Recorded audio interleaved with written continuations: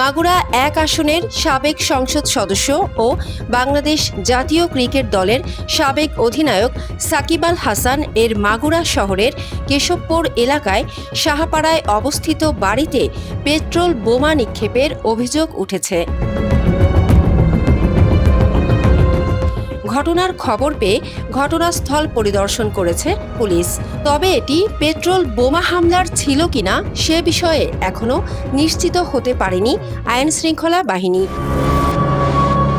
স্থানীয় সূত্র জানায়, বুধবার ৫ আগস্ট রাত আনুমানিক ৮টা ৪৫ মিনিটের দিকে বাড়ির দক্ষিণ পাশের লোহার প্রধান গেটের উপরের অংশ লক্ষ্য করে দুর্বৃত্তরা একটি দাহ্য বস্তু নিক্ষেপ করে। পরে সেটিকে পেট্রোল বোমা হামলা বলে অভিযোগ ওঠে। খবর পেয়ে রাত আনুমানিক ৯টা ১৫ মিনিটে মাগুরা সদর থানা পুলিশের একটি দল ঘটনাস্থলে পৌঁছে ঘটনাস্থল পরিদর্শন করে এবং প্রাথমিক তদন্ত শুরু করে। স্থানীয় বাসিন্দারা জানান, কারা এ ঘটনা ঘটিয়েছে সে বিষয়ে কেউ নিশ্চিত করে কিছু বলতে পারেননি।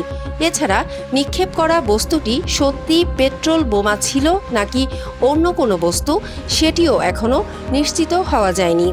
মাগুরা সদর থানার ভারপ্রাপ্ত কর্মকর্তা ওসি আব্দুল আল মামুন বলেন, ঘটনাটি আমরা পর্যবেক্ষণ করছি।